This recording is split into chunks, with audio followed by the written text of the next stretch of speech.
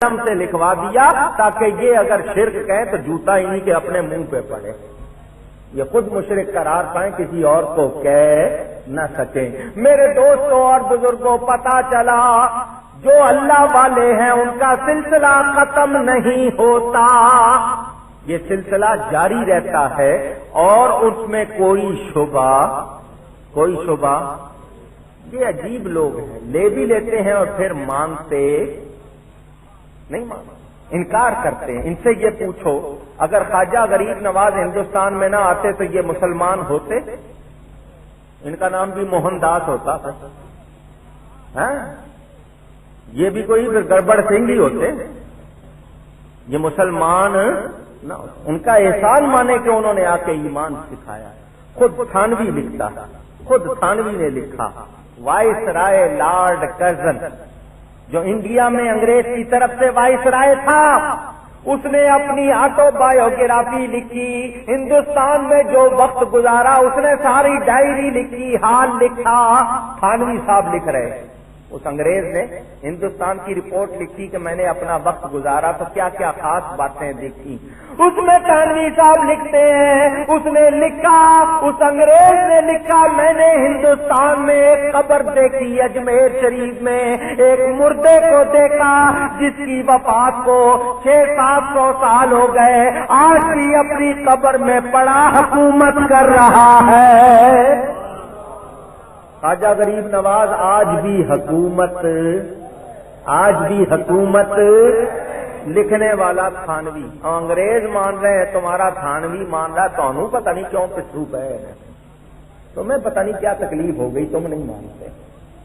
سنو، کسی پر الزام نہیں لگا رہا، ہم آپ کا ایمان درست رکھنے کے لیے بات کرتے ہیں، وہ نہیں مانتے نہ مانے، ہمارا مقصد تو یہ کہ آپ کا ایمان درست رہے، اپنے گھر کو بچانے کے لیے باتیں کرتے ہیں، ہم لڑوانے کے لیے نہیں کرتے۔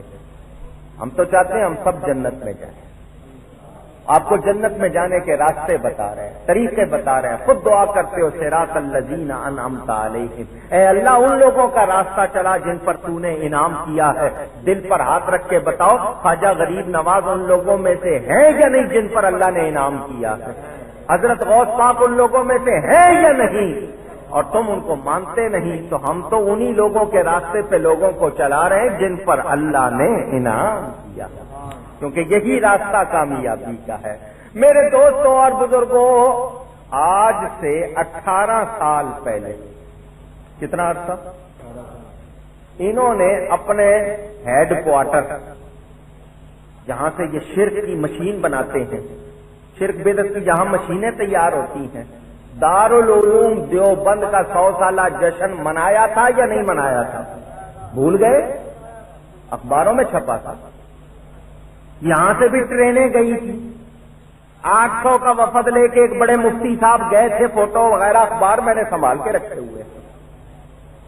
18 سال پہلے کی بات ہے، 100 سالہ جشن منایا، کس کا؟ دارالعلوم دیوبند، وہاں تو دیو بھی بند ہوتا، آپ کو کب چھوڑیں گے؟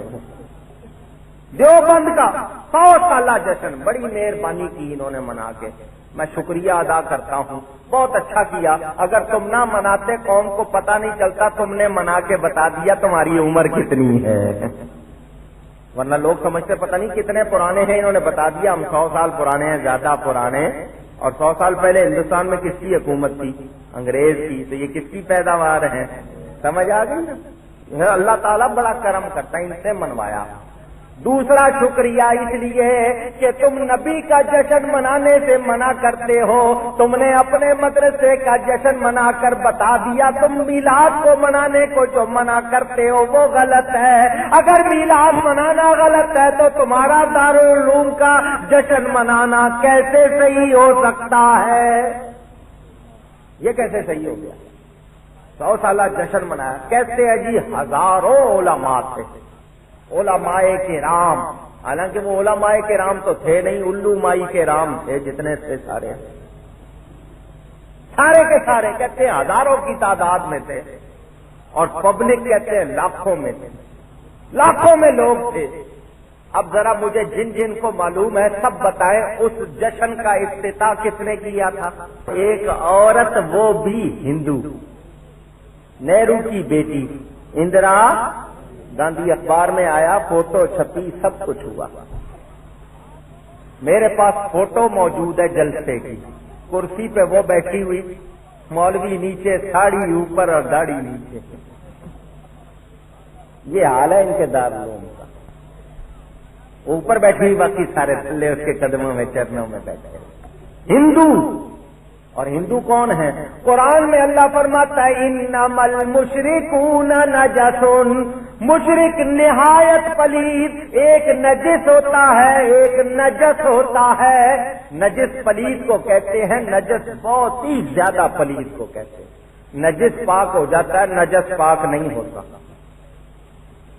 जिस कपड़े पर पेशाब लग जाए उस कपड़े को धोएंगे तो पाक हो जाएगा या नहीं? और अगर पेशाब को धोते रहे तो पाक होगा? पूछ रहा हूं, बात समझ में आ गई? एक है नजिस और एक है नजस। सख्त गंदे हैं अल्लाह फरमाता है, और हिंदू मुशरिक हैं जिनको अल्लाह फरमाता है सख्त गंदे, उसको ऊपर चढ़ा के बिठा के उसके नीचे बैठे, पलीद के हाथों से जश्न का इफ्तिताह करवाया। और उसने भी तकरीर करके ऐसा थप्पड़ मारा, कहने लगी हम एक ही हैं।